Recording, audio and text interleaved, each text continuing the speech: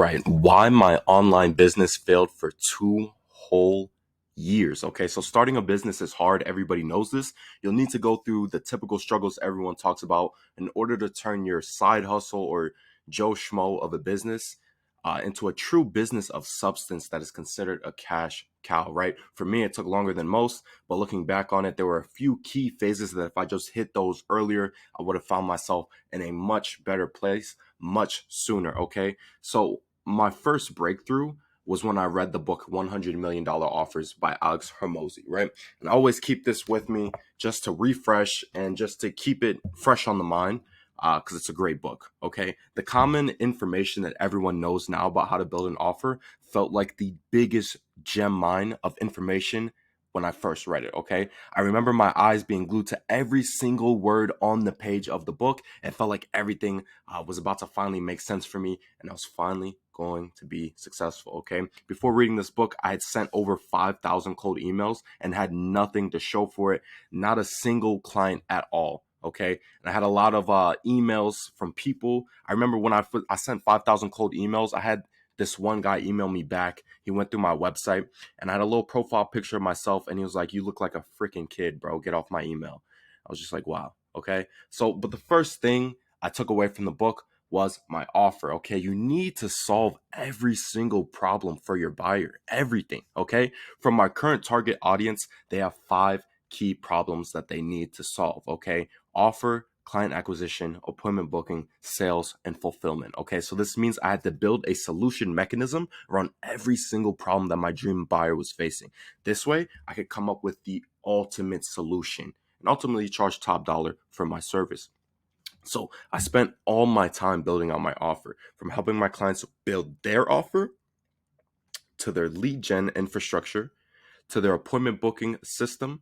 Um, you can see if you zoom in here, you can see exactly what I'm talking about. I'm not going to go too much into this, but these are just the infrastructure and the problems, the tiny problems inside of the full infrastructure that I built out. Okay, to booking appointments for them and even helping them close deals. I realized that if I wanted to be successful, I would need to solve the full gap. Okay, so for your dream buyer, they're in their current situation and their end goal is an end desirable situation.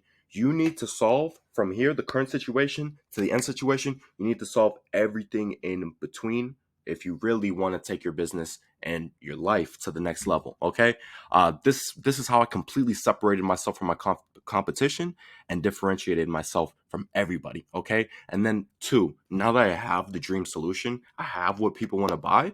I need to figure out how to communicate my value to the market. Okay, now that I had built my irresistible offer, I had to learn the right way to effectively communicate what is so special about it. Why is it so good? Okay, this is also considered marketing as well. The truth is, it's not what you say, but it's also how you say it. I had to tell my prospects what they wanted, but give them the solution on the back end that they needed. Okay. So instead of talking about how awesome each aspect of all this, all these cool flow charts, the squares, the rectangles, the arrows, oh my God. Instead of talking about all that, I just talked about what they wanted. Okay. More clients, more money. In reality, your prospects only care about 1 to 2 things max. If you can speak their needs and their pain points to them exactly, then they'll buy from you. Okay. I had to learn this the hard way. Initially, on my sales calls, I had built this full system, and I see a lot of people struggle with this. You built something so amazing.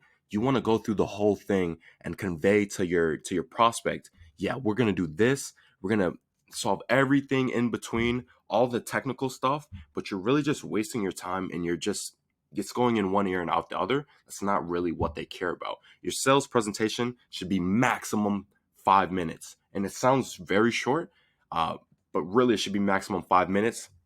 You want to figure out what they're even on the call with you for. It's going to be like 1 or 2 things. And then out of your entire presentation, that's really what you want to hit home on. Okay. So let's say I'm on the phone with a prospect and their main problem, I have this full system that solves for everything, but their main problem was actually that they just can't book appointments. So I'm going to spend 4 out of those 5 minutes or 3 out of those 5 minutes, the majority, talking about how we're going to solve appointments and why it's going to eliminate that pain. Okay. So now I'm communicating directly to them. That's what's going to get me to the sale. right? You have to be able to tell your clients what they want to hear on the front end, but ultimately you build this full system, this full infrastructure to provide them with what they need on the back end, right? That's how you be successful. Okay. Never get on a sales call and exaggerate about how you're going to change their offer or give them the best tips and tricks in the world. It's cool that I have this system and infrastructure that's going to give them the best offer. They don't care about that. They really don't. Okay. People really don't care. And that brings me to our next point, sales. Lastly, sales was something I struggled with really badly. Okay. Even after I started getting meetings, I didn't close a single deal for after 100 meetings. So I want you to think about this 5,000 cold emails, probably like 10, 20 meetings out of 5,000 cold emails. That clearly didn't work. So I switched to paid ads. That works. And then even after another 80 meetings, so 5,000 cold emails, 20 meetings, nothing to show for it. Paid ads, spending a lot of money, 80 meetings, nothing to show for it. I didn't close a single deal until after 100 appointments. It was that bad. Okay. I ended up spending a few $1,000s on Jeremy Miles' sales course. It helped a good amount, but ultimately, what will help the most, all in all, is role play, taking live calls with real pressure, and accurate sales training information, which is pretty much what I got from the Jeremy Miner course.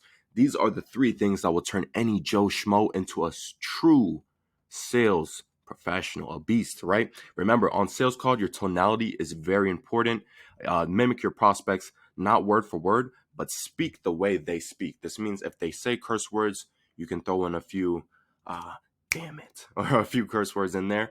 And if they talk very emotional, they're having a bad day, you're having a bad day too. That's sales, right? You gotta be in sync with the person you're talking to. That's psychological. Okay, these three things are ultimately what helps me the most and are the cause for my exponential growth. If you want me to implement these exact systems that help my business grow, nah, we're not doing that sales stuff. I'm just telling you what helped my business grow. Okay, but ultimately you have to provide a very good solution and then be able to market and sell it. That's all in all. Okay, but this is just my journey. Hope you enjoyed the video. Take care.